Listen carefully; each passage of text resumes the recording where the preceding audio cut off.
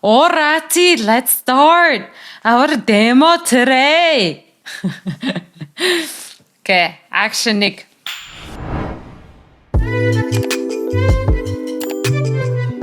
Та бүхний харж байгаачлан дэлгэцэн дээрх Windows 10-ын тохиргоонуудыг та бүхэндээ би баг багаар тайлбарлаж демогоор харуулъя.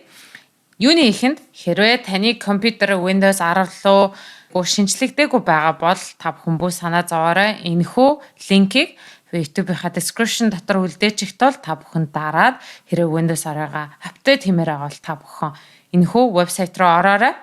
За та бүхэнд дэлгэцэн дээр хоёр юм сонголт гарч ирнэ. Нэг нь болохоор зөвхөн апдейт хийх, нөгөөх нь болохоор download tools на буюу өнөөдөр миний ярих маш олон тохиргоонуудыг та бүхэн download хийж авч олно гэсэн үг. За энэхүү download дээр хийдүүлээ дараад үзье. Би та бүхэнд хэрхэн яаж татах талаар харуулъя. Дарангууд зүүн гар талд Media Creation Tools гэд гараад ирнэ. Энэ дээр та 3 цэг дээр дараад Open гэдгийг дараарай. Та бүхний download хийсний дараагаар Microsoft Software License Terms-ийн талаар зөвшөөрж гэнэ гэдэг дээр та бүхэн accept дарснараа цаашаа үргэлжлэх байгаа. Дараагийн шат нь энээр танд хоёр сонголт гарч ирнэ. Хэрвээ та өөрийн компьютер дээрээ яг одоо шинжилгээг хийж апгрейд хиймээр байгаа бол эхнийхийг сонгох. Хоёр дахь нь болохоор USB юм уу DVD-ээр хуулж аваад өөр PC-н дээр хуулж авах. Энэхүү хоёр дахь сонголт болохоор хвчлэн ер нь бол маш олон компьютертэй харьцаж байгаа хүмүүс зориулсан байдаг. Сургуулийн мэдээлэл технологийн танхимч гэдэг юм ба тий 20-30 компьютер апдейт хийх хэрэгтэй байгаа бол flash drive-ын дээр татаж аваад хийх боломжтой. Хэрвээ та өөрийнхөө апгрейд гэж бол үүнхүү дараад энэ дараагийн next гэдгийг дарснараа татаж авах болно. Татаж авсны дараа заримдаа бид нар миний яг Windows 10 өөрчлөгдсөн үгүй юу гэж та гайхаж магадгүй. Тэгэхээр та энэ дээрээ та settings гэдгийг бичиж болно. Оронгууд энэ update and security гэдэг хэсэг рүү та ороод activation гэдэг хэсэг рүү оронгууд Windows 10 home юм уу эсвэл таны ажлынх бол enterprise гэх мэтчлэн гарч ирнэ.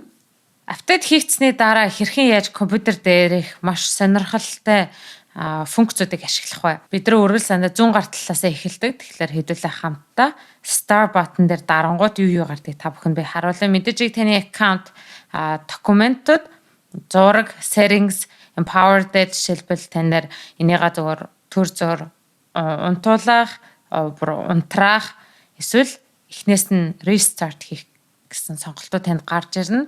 Энэ хажуу талд маань болохоор app-ууд маань гарч ирж байна. Та бүхний харж байгаа энэ хэсэг маань таны ажлыг илүү амар болгож идэг гэсэн. Учир нь гэх юм бол яг хажуу талын байгаа app-ууд маш олон зүйл байна те. Энэ дундаас танд хэрэглэдэггүй маш олон app-ууд бол байж байгаа.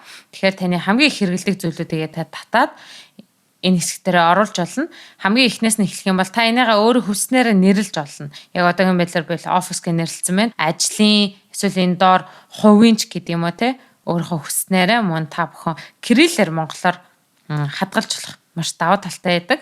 Энэ дунд та бүхэнд би ямар функцүүд танд ирдэг вэ талаар та бүхэнд харуулъя. За хэдүүлээ энэ одоо жишээлбэл OneNote-ыг сонгож аваад маусныхаа хоёр дахь талыг дарангууд энэ маань unpin from star буюу таны энэ газраас байхгүй болгох чинь гэсэн үг.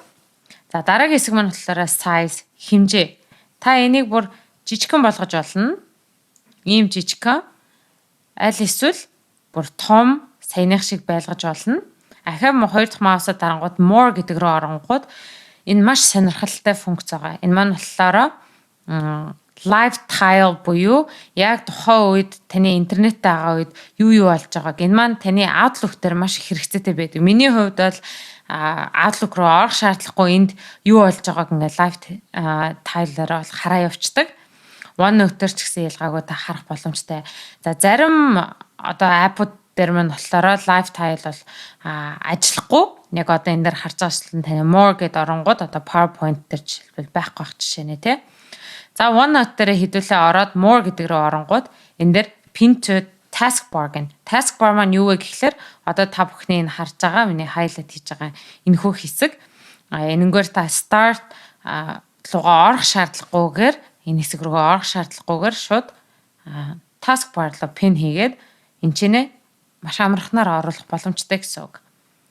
За дахиад мөн more гэдэг руугаа дараад энэ app settings энийг rate хийж болно, эсвэл хин нэгэнтэй та хуваалцах болох нь. Энэхүү сонголтуудыг тань байна.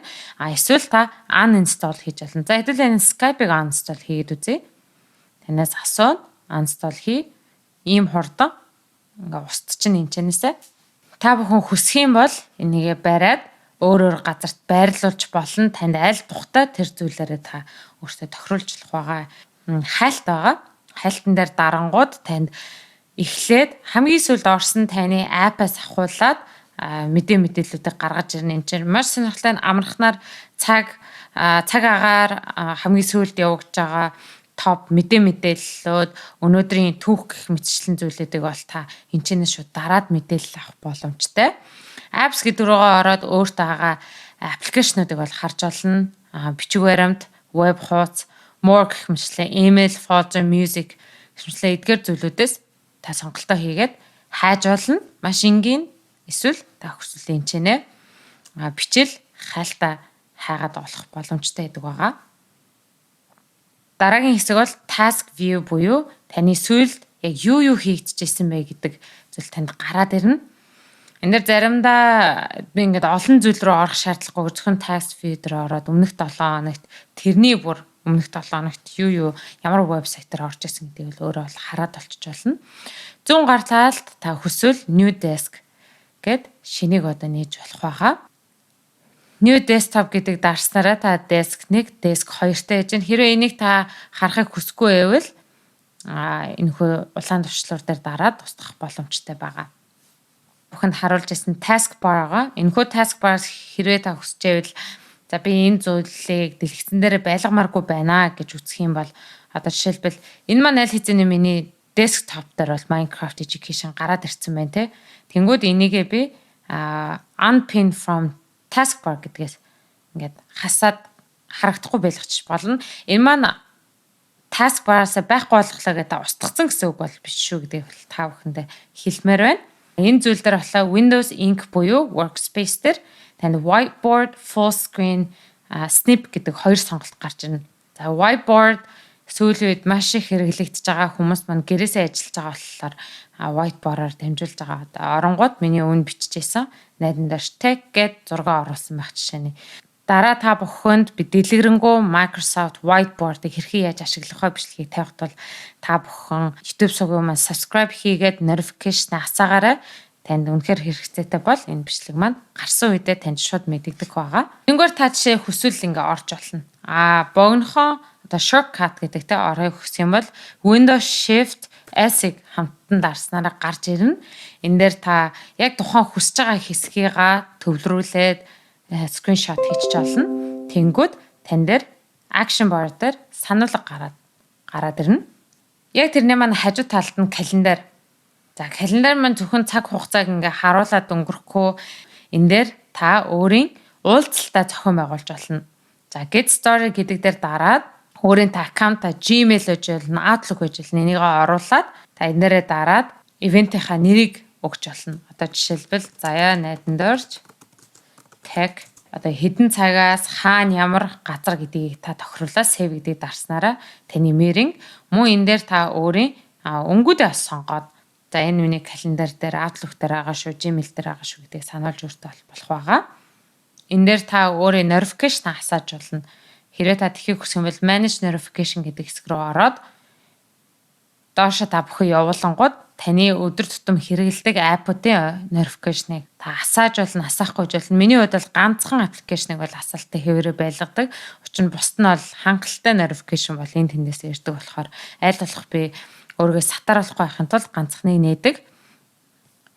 Нээснээр та бүхэн харж байл snip and sketch гэдэг дээр нээсэн байна те. Тэнгүүд өмнөхдөр нөө хэдүүлээ screen snip авсан. Энэ дээр дарангууд гараад ирнэ. За snip дээр оронгууд энийг шинээр ахаад авч болно. Энэ дээр гарч байгаа одоо балаар янз бүрийн одоо note бичгтэй янз бүрийн бичээд үлдээмээр байж болно.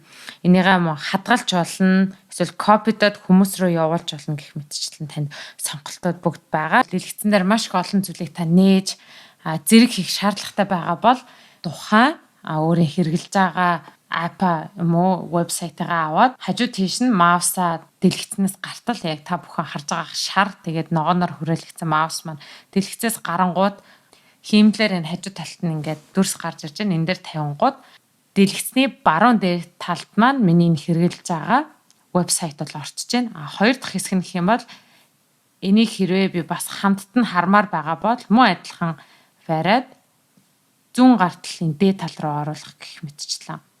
За та дараагийнхаа хэсэг нь бол мөн адилхан доош нь ингээд дараад зүүн гар талын доод хэсэг рүү оруулж болно. Эсвэл дөрөв дэх хэрэг хэсгийг сонгомоор байвал аваад ингээд таны дэлгэцнээр дөрвөн өөр зүйлийг та нэг удаад шууд харах боломжтой. Аль эсвэл та Windows-ийнхаа сумыг дараад энэхүү зүйлүүдээс хооронд нь байрлал нь өөрчилж болно. Жишээлбэл одоо Spotify-г би итгэжүүлчлээ. Windows-ийнхаа key дараад баруун гар ташин зүүн тишин дээдлэх рүү оруулах гэх мэтчлэн та өөрийнхөө сонголтоороо дэлгэцнээр хэр том дэлгэцтэй хэр та өөрөө зохицуулмаар байгаа бол энэхүү Windows дээр гаргаж олно маш давуу талтай. Заримдаа бид нар маш их олон ажил хийгээд олон янзын тайбуудыг бол нээдэг байгаа тийм. Миний хувьд яг одоогоор бол Spotify, Audible гэл маш төрлийн юмнууд нэгдсэн байна. За эдрээс та нэг зүйлдээ анхаарахыг хүсвэл тэрийг сонгоод хоёр тийш нь болгонгууд нэг дэлгэц маань таны өмнө гарч ирээд танд янз бүрийн төгөлхгүйгээр олон зүйлд сатаарахгүйгээр ажиллаа хийх боломжтой. Буцаагаад тэдрийг гаргаж ирэхийг хүсвэл хоёр тийшээ дараад бүх дэлгэцүүд маань ахиар гараад ирнэ. Та бүхэнд би маш сонирхолтой калькулятор дээр юу хийж болдгийг та бүхэнд би харуулъя. Хайлтан дээр калькулятор гэдээ хайцгаая. За калькулятор апп маань гараад ирлээ. За энэхүү калькулятор апп маань ямар давуу талтай вэ гэхлээр та хэрвээ энэхүү жижигхэн товчлуур дээр дарах юм бол бүх юмны дээр энэ гэсэн. За хэдүүлээ нэгэн вебсайтыг зүгээр өмнөх хэдүүлээ ашиглаж ирсэн вебсайтыг харангууд энэ маань хойно биш урд нь орж ийн тий. За та янз бүрийн онлайнаар юм хийж илаа. Тэгээд калькулятор хэрэгтэй боллоо. Тэнгүүд тэр маань шууд тэний дэлгэцэн дээр цаана биш наан гарч ирнэ гэсэн үг. Калькулятор дээрээ та энэхүү 3 зураас буюу hamburger гэдэг те. Энэ дээр дарангууд хажуу талд нь хүмүүсээ маш их мэддэггүй science, program, data calculator гэсэн зүйлүүд бол гарч ирж байгаа байгаа. Жишээлбэл одоо та area олох гэвэл те энэ дээр жишээлбэл meter feet орсон байгаа. Хэрэг заримдаа хүмүүс надад ингэ square feet гэд хэлэхээр нь биш шүү. Калькуляторлогоор окей 13 square feet нь хэдэн метр болох юм гэхлээр 1.2 метр гэх мэтчлээ. Энэхүү мэдээллийг таны калькулятор өгж болдог. Мо speed цаг гэх мэтчлэн зүйлүүдийг бол ингээд гаргаа та хоёрын хүүхдээс зааж байгаа. Өөрөө бас заримдаа currency мэдээллүүдийг та авч болно. Хэрвээ та Мексик руу аялжэл песо олгоод энэ дээрээ альтын сонгож болно. За песогоос хувируулмаар байгаа мó, доллараас хувируулмаар байгаа мó. Тэгээд доллар дээр $100 нь Мексик песогоор болохоор 1996 гэх мэтчлэн ингээ гараад ирж байгаа.